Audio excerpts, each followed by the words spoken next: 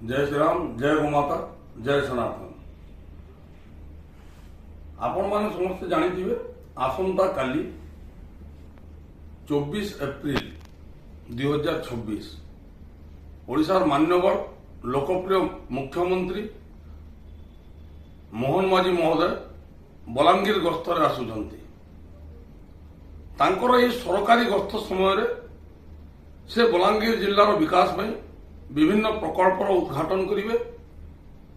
सर्वप्रथमे मान्यवर मुख्यमंत्री महोदय को यही स्वाभिमानी पाटनेश्वरी माटी मां समलेई माटी रे आम स्वागत जनाऊँ।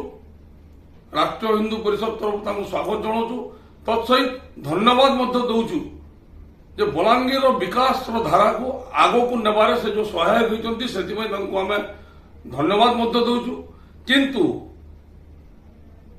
बलांगीर जिल्लार एमती किसी समस्या रही जो समस्यार समाधान करने तो दूर कथा सरकार ता उपरे दृष्टि देना जहाँकि अत्यंत दुखदायक।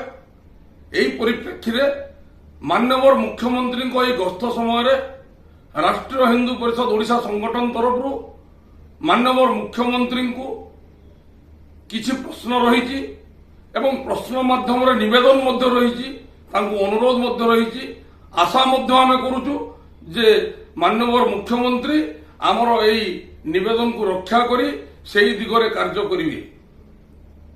आमर प्रथम प्रश्न है मुख्यमंत्री महोदय को बलांगीर जिले में गोमाता केबे सुरक्षित है। आपण माने जानिथिबे विगत वर्ष वर्ष धरी बलांगीर जिले में गोमाता असुरक्षित होती बेआईन भाव गोचालाण होउची, गोहत्या करा जाउची, गोमांस को बिक्री करा जाउची।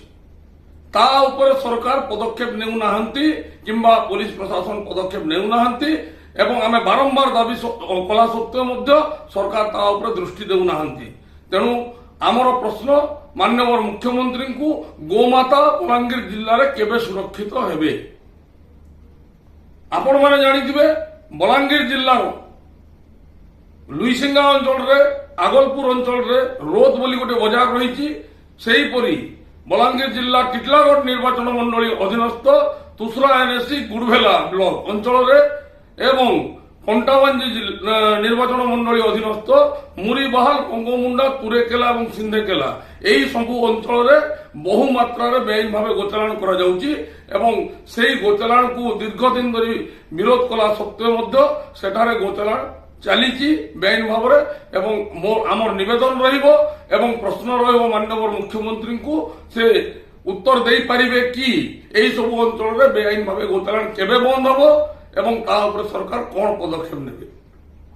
आमर तृतीय प्रश्न बलांगीर जिले में विभिन्न अंचल कुसमेल चंदनमाटी उपकंठस्थ कुसमेल बुढ़ीसिल्ली सिनखमन अंचल एपरी विभिन्न स्थान एवं बलांगीर उपकंठस्थ अन्य अंचल गोमाता को बारंबार हत्या कर मांस को बिक्री जहाँ विगत दिन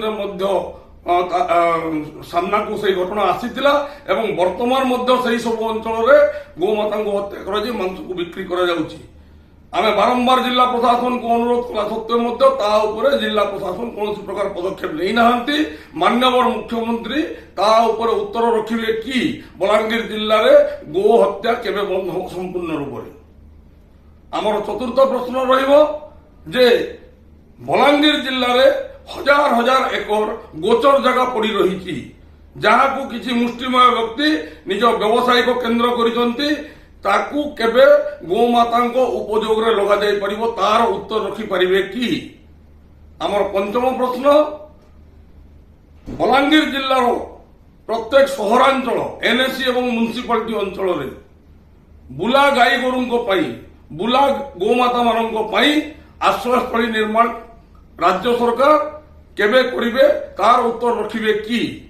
आमर षष्ठ प्रश्न जे आमर दाबी थिला विगत दिन रे राज्य सरकार को पाखरे वर्तमान सरकार को पाखरे जिल्लार प्रत्येक ब्लॉक रे सरकारी स्तर रे एवं प्रत्येक ब्लॉक स्तर रे सरकारी गोशाला गोमाता सुरक्षा सरकारी गोशाला निर्माण करने ମାନ୍ୟବର ମୁଖ୍ୟମନ୍ତ୍ରୀ ତା ଉପରେ ଦୃଷ୍ଟି ଦେଇ ଆମର ଉତ୍ତର ରଖିପାରିବେ କି ଆସନ୍ତା କେତେ ଦିନ ଭିତରେ ଜିଲ୍ଲାରେ ପ୍ରତ୍ୟେକ ବ୍ଲକରେ ସରକାରୀ ଗୋଶାଳା ନିର୍ମାଣ କରାଯିବ।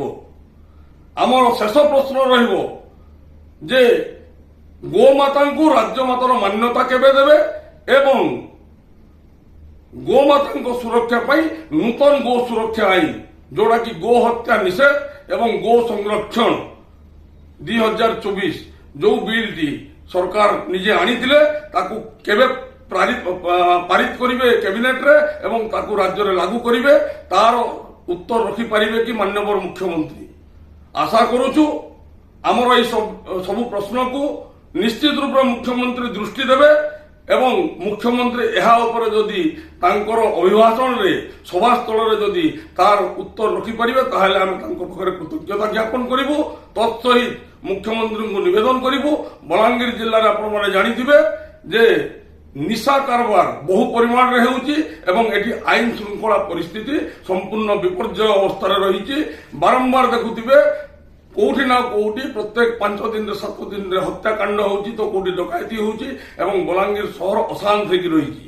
ତ ମାନ୍ୟବର ମୁଖ୍ୟମନ୍ତ୍ରୀଙ୍କୁ ମୋର ନିବେଦନ ରହିବ, ସଂଗଠନ ତରଫରୁ ଆମର ନିବେଦନ ରହିବ ମାନ୍ୟବର ମୁଖ୍ୟମନ୍ତ୍ରୀ ତା ଉପରେ ଦୃଷ୍ଟି ଦେଇ ବଲାଙ୍ଗୀର ଜିଲ୍ଲାରେ ଶାନ୍ତି ଫେରାଇ ଆଣନ୍ତୁ ଏବଂ ବଲାଙ୍ଗୀର ଜିଲ୍ଲାକୁ ଗୋଟେ ଶାନ୍ତିପୂର୍ଣ୍ଣ ସହର ବଲାଙ୍ଗୀର ସହରକୁ ଗୋଟେ ଏବଂ ବଲାଙ୍ଗୀର ଜିଲ୍ଲାର ପ୍ରତ୍ୟେକ ସ୍ଥାନକୁ ଶାନ୍ତିପୂର୍ଣ୍ଣ ସହର ହିସାବରେ ପରିଗଣନା ଯେମିତି କରାଯିବ ତା ଉପରେ ଦୃଷ୍ଟି ଦିଅନ୍ତୁ ଏବଂ ବଲାଙ୍ଗୀର ଜିଲ୍ଲାରେ ଶାନ୍ତି ଶୃଙ୍ଖଳା ପରିସ୍ଥିତିକୁ ଆଇନ ଶୃଙ୍ଖଳା ପରିସ୍ଥିତିକୁ ବିପର୍ଯ୍ୟସ୍ତ ଅବସ୍ଥାକୁ ନ ନେଇ ତାକୁ ସୁଦୃଢ଼ କରିବା ପାଇଁ ମୋର ନିବେଦନ ରହିବ ଏବଂ ଆଶା ମଧ୍ୟ ରହିବ ଯେ ମାନ୍ୟବର ମୁଖ୍ୟମନ୍ତ୍ରୀ ଏହି ଦିଗରେ କାର୍ଯ୍ୟ କରିବେ ଏବଂ ତତ୍ସହିତ ପୁନର୍ବାର ମୁଁ ମାନ୍ୟବର ମୁଖ୍ୟମନ୍ତ୍ରୀଙ୍କୁ ଧନ୍ୟବାଦ ଦେବାକୁ ଚାହିଁବି, ସାଧୁବାଦ ଦେବାକୁ ଚାହିଁବି। ଯାହା ବି ହଉ ମୁଖ୍ୟମନ୍ତ୍ରୀଙ୍କ ଏହି ଗସ୍ତ ସମୟରେ ବଲାଙ୍ଗୀର ଜିଲ୍ଲାର ବିକାଶ ଆଗକୁ ବଢିବ ଏବଂ ବଲାଙ୍ଗୀର ଜିଲ୍ଲାର ବିକାଶ ପାଇଁ ସେ ଯେଉଁ ପ୍ରକଳ୍ପ ଗୁଡ଼ିକୁ ଉଦ୍ଘାଟନ କରିବେ ତାହା ଯଥାଶୀଘ୍ର ପୂରଣ ହୋଇ ବଲାଙ୍ଗୀର ଜିଲ୍ଲା ଗୋଟିଏ ଉନ୍ନତ ଜିଲ୍ଲାର ମାନ୍ୟତା ପାଇବ। ସେଥିପାଇଁ ମୁଁ ମାନ୍ୟବର ମୁଖ୍ୟମନ୍ତ୍ରୀଙ୍କୁ ନିଶ୍ଚିତ ରୂପରେ ପୁନର୍ବାର ଧନ୍ୟବାଦ ଦେବି। ଧନ୍ୟବାଦ। ଜୟ ଶ୍ରୀରାମ, ଜୟ ସନାତନ।